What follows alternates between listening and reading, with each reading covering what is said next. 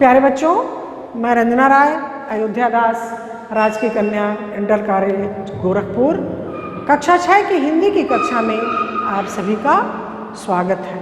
आज हम लोग बच्चों कक्षा 6 के मंजरी जो आपकी हिंदी की पुस्तक है उससे हम लोग तीसरे अध्याय का अध्ययन और अध्यापन के क्रम में जानेंगे और समझेंगे। बच्चों, तीसरा पाठ जो है आप भले तो जग भला, इसके लेखक कौन हैं? श्रीमन नारायण। इस पाठ में बच्चों लेखक हमको संदेश देते हैं कि हमें केवल अपने विचारों से ही संतुष्ट नहीं होना चाहिए, दूसरों के भी विचारों का सम्मान करना चाहिए। हम दूसरों के साथ अगर अच्छा व्यवहार करेंगे, दूसरों का सम्मान करेंगे, तो वे भी हमारे साथ अच्छा व्यवहार और हमारा सम्मान करेंगे। बच्चों, नाम से ही लग रहा है कि आप भले तो जग भला। अगर आप अच्छे हैं तो ये पूरा संसार जो है वो आपके लिए अच्छा होगा। इस पाठ को हमने 2 भागों में विभक्त किया है। पहले भाग में हमने 2 अनुच्छेद लिखा है। आइए पहले अनुच्छेद को हम पढ़ते हैं। एक विशाल कांच के महल में न जाने किधर से एक भटका हुआ कुत्ता घुस गया। हजारों कांचों के टुकड़ों में अपनी शक्ल देखकर वह चौंका। भटका हुआ कुत्ता बच्चों, जैसा कि आप जानते हैं, भटकता कौन है? जिसकी सोच जो होती है वो क्या होती है? नकारात्मक। सकारात्मक सोच वाला व्यक्ति कभी भटक ही नहीं सकता अपने रास्ते से। ये कुत्ता भी जो था वो नकारात्मक सोच का था। महल में घुसा। आप जानते हैं कि शीशे में कांच, शीशा में अपनी ही छाया दिखाई देती है। तो वो महल में तो हजारों कांच के टुकड़े थे। तो निश्चित है कि जितने टुकड़े थे उतने कुत्ते उसमें उसको दिखाई दिए।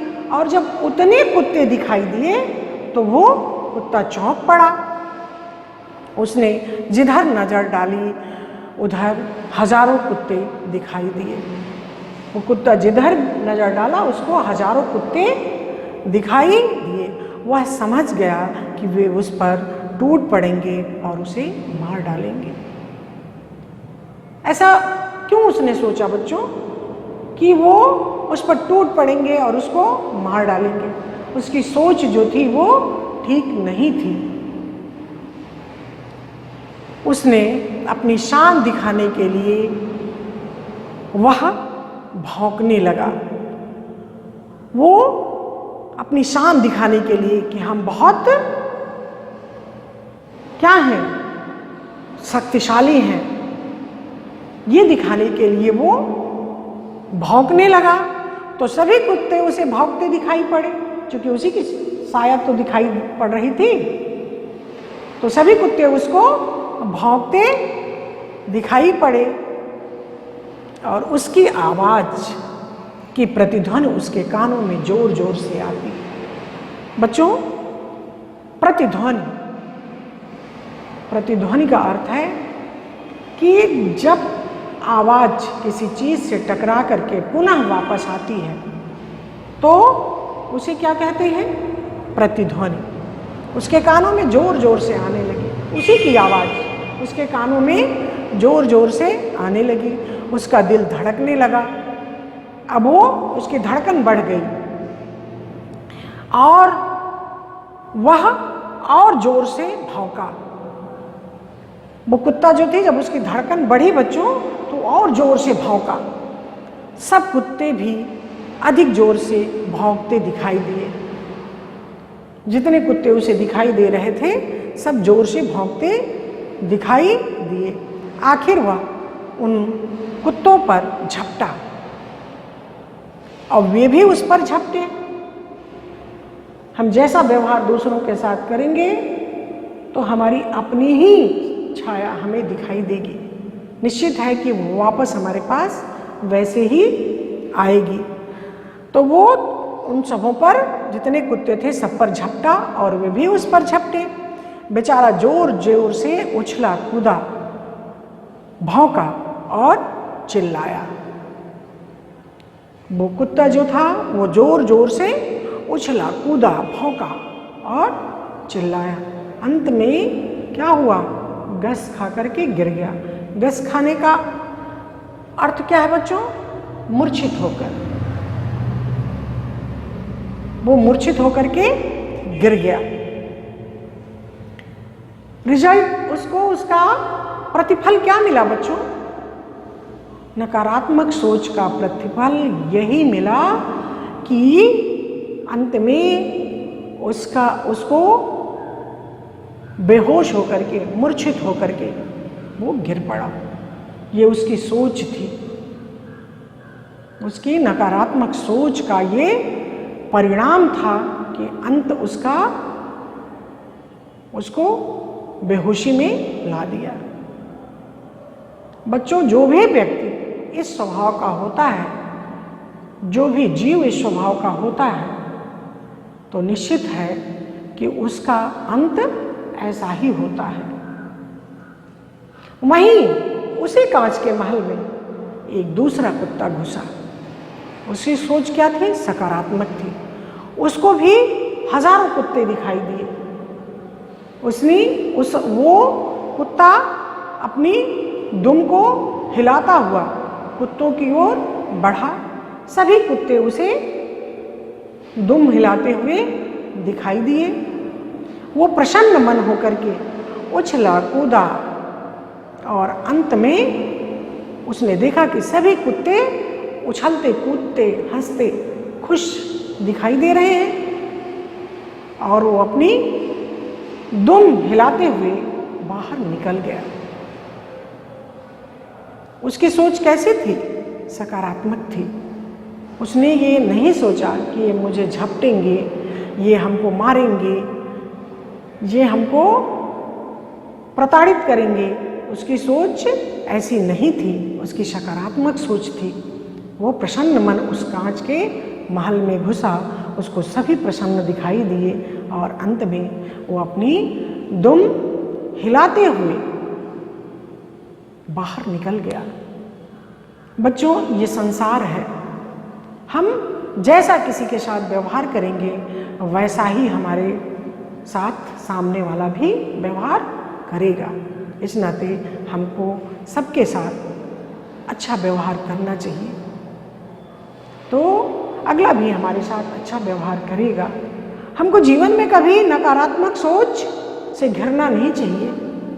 हमको नकारात्मक सोच रूपी बाधा को तोड़ करके सकारात्मकता की ओर बढ़ना चाहिए।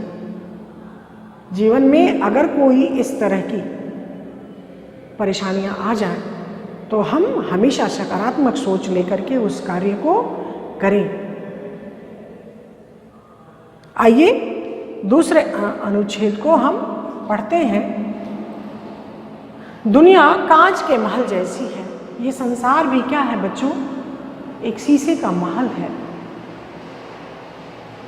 ये संसार भी एक शीशे का क्या है? महल है। अपने स्वभाव की छाया उस पर पड़ती है। हम जैसा अपना स्वभाव करेंगे तो उसकी छाया हमारे ऊपर पड़ेगी। हम खुश होंगे तो दुनिया हमारे साथ खुश होगी। अगर हम किसी पर बार बार गुस्सा करेंगे तो सामने वाला भी हमारे ऊपर एक न एक दिन गुस्सा जाएगा। अगर आप भले हैं तो जग भला है। अगर आप अच्छे हैं तो निश्चित है कि ये संसार आपके लिए अच्छा है। अगर आप बुरे हैं तो जग भी बुरा है। अगर आप बुरे हैं तो बच्चों क्या है? ये जग भी आपके लिए बुरा ही होगा, क्योंकि जैसा आप करेंगे वैसा ही आपको वापस मिलेगा। अगर आप प्रसन्नचित्त रहते हैं और दूसरों के दोषों को न देखकर उसके गुणों की ओर ध्यान देते हैं तो दुनिया भी आपसे नम्रता और प्रेम का बर्ताव करेगी। अगर बच्चों आप प्रसन्नचित्त रहते हैं, हमेशा प्रसन्नचित्त खुश रहते हैं और दूसरों के दोषों को नहीं देखते हैं, दूसरों के दोषों यानी कमियों को नहीं देखते हैं और उसके गुणों की ओर आप ध्यान देते हैं, उसमें क्या गुण है, हमारा जीवन कैसा होना चाहिए, हंस की तरह। हंस जैसा जीवन चाहता है बशर्तु चुन ले गुणों के मोती बिखरे जहाँ जहाँ पर। बच्चों, इस संसार में जहाँ पर अच्छाई दिखाई दे उसको धारण करिए और अगर कहीं बुराई दिखाई देती है तो उसको दूर फेंक दीजिए। अगर हम दूसरों के गुणों को देखेंगे और उसके साथ विनम्रता पूर्वक बर्ताव करेंगे तो निश्चित है कि वो भी आपके साथ प्रेम और नम्रता का व्यवहार करेगा। गुण को देखिए बच्चों, गुण के गाहक सहस्त्रों लोग होते हैं। गिरधर कविराज लिखते हैं कि गुण के गाहक सहस नर बिन गुण लहे न कोई, जैसे कागा कोकिला शब्द सुने सब कोई, शब्द सुने सब कोई, कोकिला सब है सुहावन दे काग सब भय अपावन। और कह गिरधर कविराज सुनो ये ठाकुर मन के, और बिन गुण लहे न कोई सहस नर गाहक गुण के। गुणों की पूजा तो सहस्त्रों लोग करते हैं बच्चों, तो इस नाते हमको जहाँ भी अच्छी चीज़ें दिखाई दी, अच्छी आदतें किसी में हों तो उसको हम सीख लें, किसी में जो अच्छाई है उसको हम अपने जीवन में आत्मसात करें बच्चों। तो वही बर्ताव फिर हम दूसरों के साथ करेंगे तो वो भी हमारे साथ नम्रतापूर्वक बर्ताव का अर्थ क्या होता है बच्चों? व्यवहार। नम्रतापूर्वक व्यवहार करेंगे। अगर आप हमेशा दूसरों के ऐबों की ओर ध्यान देते हैं और उन्हें अपना शत्रु समझते हैं और उनकी ओर भौंका करते हैं तो फिर वो क्यों ना आपकी ओर गुस्से से दौड़ेंगे। अगर ऐब का क्या अर्थ है बच्चों? दोष। अगर आप दूसरों के दोषों को हमेशा देखेंगे और उन्हें अपना क्या समझेंगे? शत्रु समझेंगे। कह रहे इनमें तो ये कमी है, इनमें तो वो कमी है। तो आप अगर दूसरों की ओर ऐसा हमेशा उसका छिद्रान्वेषण करेंगे और उसको अपना शत्रु समझेंगे तो निश्चित है कि वो भी आपको अपना शत्रु समझेगा। और उनकी ओर भौंका करते हैं तो वे भी फिर क्यों आपकी ओर गुस्से से न दौड़े। अगर आप हमेशा किसी के कमी को देख करके और आप भौंका करेंगे, आप बोलते रहेंगे, चिल्लाते रहेंगे, चीखते रहेंगे तो वो भी आपकी ओर गुस्से से जरूर दौड़ेंगे। अंग्रेजी में एक कहावत है कि अगर आप हंसेंगे तो दुनिया आपका साथ देगी, अगर आपको गुस्सा होना और रोना है तो दुनिया से दूर किसी जंगल में जाना हितकर होगा। बच्चों, अगर आप हंसेंगे तो दुनिया आपके साथ हंसेगी। अगर आपको हमेशा क्या करना है? वो रोना है और गुस्सा करना है तो आपके लिए ये संसार नहीं है। फिर आप किसी जंगल में चले जाइए जहां आपकी किसी से मुलाकात ना हो, वही आपके लिए क्या होगा? कल्याणकारी होगा। हितकर का अर्थ है कल्याणकारी। वो आपके लिए कल्याणकारी होगा। आप उसी जंगल में चले जाइए। इस नाते हमको बच्चों हमेशा प्रसन्नचित्त रहना चाहिए। दूसरों के साथ हम जब हमेशा खुश रहेंगे ये संसार भी हमें खुश दिखाई देगा। हम सकारात्मक सोच वाले होंगे तो हमें सभी सकारात्मक सोच वाले ही दिखाई देंगे बच्चों। अब्राहम लिंकन से एक बार किसी ने पूछा कि आपकी सफलता का राज क्या है। तो उन्होंने थोड़ा देर तक सोचा और फिर उस व्यक्ति का उत्तर दिया। क्या उत्तर दिया बच्चों? उत्तर दिया कि हम अनावश्यक किसी की नुक्ताचीनी करके उसका दिल नहीं दुखाते। कितनी बड़ी बात उन्होंने कही बच्चों, कि हम अनावश्यक किसी की नुक्ताचीनी करके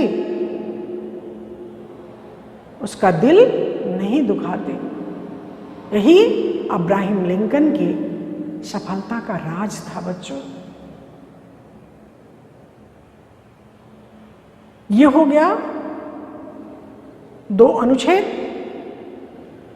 हम लोगों ने बच्चों इसको पढ़ लिया। अब देखिए, अगर इस अनुच्छेद का ससंदर्भ व्याख्या लिखने को आता है तो व्याख्या तो हमने आपको बता दिया। आप इसका संदर्भ कैसे लिखेंगे? आप इसका संदर्भ लिखेंगे कि प्रस्तुत गद्यांश हमारी पाठ्य पुस्तक मंजरी के आप भले तो जग भला नामक पाठ से लिया गया है। इसके लेखक श्रीमन नारायण हैं। इस पाठ में हमको ये संदेश दिया गया है कि हमको दूसरों के साथ अच्छा व्यवहार करना चाहिए, तो वे भी हमारे साथ अच्छा व्यवहार करेंगे। हमको दूसरों के विचारों का भी सम्मान करना चाहिए। संदर्भ बच्चों ऐसे आप लिख लीजिएगा और फिर इसकी व्याख्या आप जो हम अभी आपसे बताए हैं उसको करिएगा बच्चों। फिर अगली पाठ योजना में हम आपसे मिलेंगे। धन्यवाद बच्चों। सुरक्षित रहिए, संरक्षित रहिए।